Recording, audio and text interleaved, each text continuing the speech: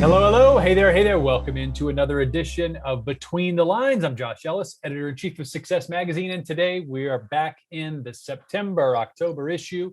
You see it over my shoulder. I'm speaking with one of our longtime writers, Jeff Sullivan. His story in this issue is American Dreamer, all about Lizeth Morales. She is a restaurateur and inspiring immigrant story of someone who fought through the complications of the immigration process in this country, and is a job creator, a restaurateur with multiple locations to her name. Jeff, she seemed like a really sharp young lady.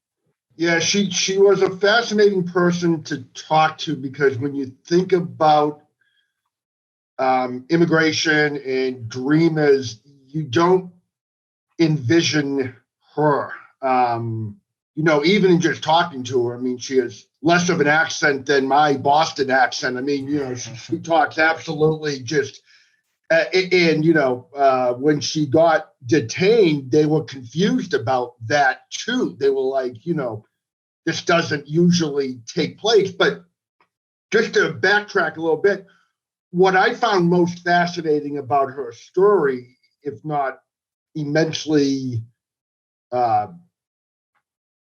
sympathetic, is that she didn't know growing up that, she was here illegally.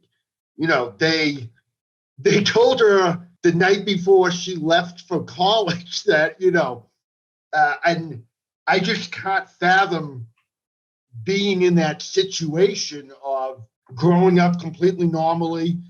Her family came from Peru via Mexico when she was, I think, 3 years old. So she didn't remember any of it. So it's a little bit of a different story than when you usually think of examples like this. Yeah, her father had, along with her mother, built a pretty successful restaurant. So they get to a point in 2012 when both of them are brought in by ICE, and her father ultimately is deported. She manages to prove that she has all of her ducks in a row, I suppose, and fits under the DACA policy to where she can stay. And she feels a lot of family obligation to take over the restaurants. And she worked closely with her mother, I know, but really it's a incredible story of a young woman like rising to the occasion for a legacy that her dad was building. It's kind of a fascinating variant of the American dream story. And when you said both of them, I just wanted to specify that it was the father and Lizeth who got picked up by ICE. Her parents got divorced, and her mother remarried an American citizen in, I believe it was 2004. So the mother was all taken care of. And, she's 29 years old, had never had any issues, college graduate, had a really good job with Blinds to Go. No one had ever mentioned where she was born, her status, nothing. I mean, up until 29, she basically lived like you or me did. And then she's driving to work, and she's a few minutes late, so she sends a text message on her cell phone at a traffic light, and she gets pulled over, and she thinks she's getting a cell phone violation ticket.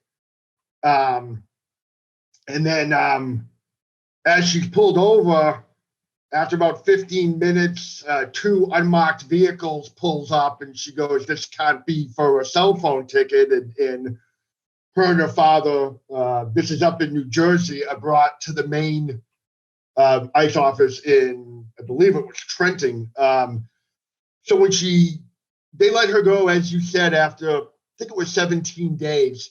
And, her father was sent back to Peru after a few months. And at the time, there were only 2 of these restaurants, which are called El Gordo, which is Spanish for the big one, which is fantastic. One was owned by her father, one was owned by her mother. So, the most amazing quote to me of the whole story was she was saying while she was being detained, she was never more proud to be an American, how thankful she was for this country that she was able to get an education and get work and leadership experience to where no one could ever take that away from her, whether she went to Peru, whether she got to stay here, where I think a lot of people would have been more upset in that situation of, I did everything you told me to. I'm a homeowner. I have a managerial job. I graduated college in 4 years. I help out my family at the restaurant on weekends. I mean,